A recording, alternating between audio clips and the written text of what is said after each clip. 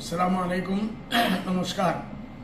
মই আজি একবাৰ আকৌ আপোনালোকৰ সন্মুখত আহিছোঁ বহুতই দুখদায়ক কিছা লৈ।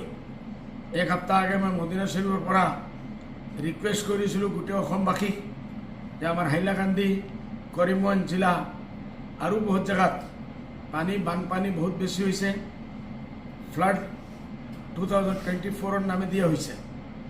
আর বহুত মানুষ লাখ লাখ মানুষ বিপদত আছে, লাখ লাখ মানুষ শিবিরত গৈ পাইছে। আর সব মানুষ কাপড় টাপড় কাৰণে খাৰাপ খোৱাৰ বস্তু খোৱাৰ কাৰণে বেবি ফুডৰ কাৰণে মানুহে হাহাকাৰ বেৰ কৰি আছে। মই ৰিকুৱেষ্ট কৰিছিলোঁ আমাক জমিতুল মাক, অসমক, হাইলাকান্দি, কৰিমগঞ্জ। ভাল লাগিছে যে 3-4 দিনৰ পৰা আমাৰ কৰিমগঞ্জ জমিয়তুল উলামা মৌলানা উকমাল সাহেব, মৌলানা মেহবুব সাহেব আৰ তেখেতৰ সাথী সঙ্গীসকলে মিলি নাওত ওলাই হাজাৰ হাজাৰ পেকেট ৰিলিফ বিতৰণ কৰি আছে।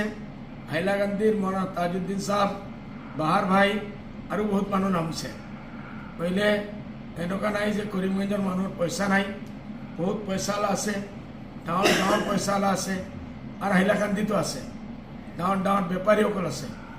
পহলে মই রিকোয়েস্ট করার পাছতো আজিলৈকে কোনো একটা অর্গানাইজেশন, কোনো সংগঠন, দুই একটা গ্রুপে পলিটিক্যালি মই দেখিছোঁ যে 1 কার্টুন 5,000 টাকার 1 কার্টুন বিস্কিট আর পানী লৈ ওলাইছে, নাৱৰ ভিতৰত শ্বুটিং কৰি আছে।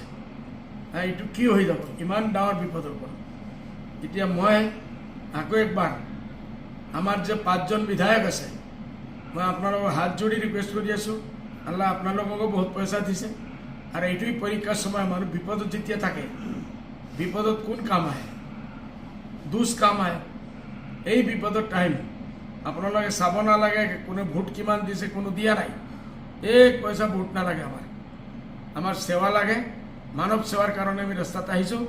সেইটোৰ কাৰণে আপোনালোকে এজন এজন MLA কমচে কম যিমান পাৰে বস্তু লৈ, নাও লৈ আপোনালোকে ময়দানত নামক। আৰ যিমান পাৰ্টিৰ ডাঙৰ ডাঙৰ পাৰ্টিয়ে মানুহসকলক ভোট লৈছে, কংগ্ৰেসেৰ হোক, বিজেপিৰ হোক, আমাৰ মুসলমানে বহুত লাখ লাখ ভোট দি কৰিমগঞ্জৰ MP সাহেবক জিতাইছে। মই আপোনাকো ৰিকুয়েস্ট কৰি আছোঁ, আৰু ডাঙৰ ডাঙৰ যিমান ৰিলেটসকল আছে, পইচা লৈ আল্লাহ দিছে, পইচা আজি আছে কালি নাথাকিব। ওপৰলৈ আপদ বিপদ পাঠায় আপোনাৰ আমাৰ পৰীক্ষাৰ কাৰণে। এইটোৰ কাৰণে মই আশা আছে মোৰ এই বিলটো আপোনালোকে শুনিব। মই কাৰ ওপৰত কোনো ক্ৰিটিসাইজ কৰা নাই। আল্লাহকে বাঁচে এই পইচা বাঁচালে নাবাচিব, শেষ হৈ যাব একদিন। আমি এই পৃথিৱীৰ পৰা যাবই লাগিব। এই যে মানুহ হিন্দু মুছলমান হোক, যে কোনো জাতি ধৰ্ম বৰ্ণ নিৰ্বিশেষে আপোনালোকে ময়দানত নামি এই মানুহবিলাকক সাহায্য কৰিব বুলি মই আশা ৰাখিলোঁ। মই আকৌ একবাৰ হাত জোড়ি আবেদন কৰি আছোঁ, নিবেদন কৰি আছোঁ, আপোনালোকে ময়দানত নামি এই মানুহবিলাকক 1 টাকা, 2 টাকা, 5 টাকা যি পাৰে এইটো সাহায্য কৰক। খোদা হাফিজ।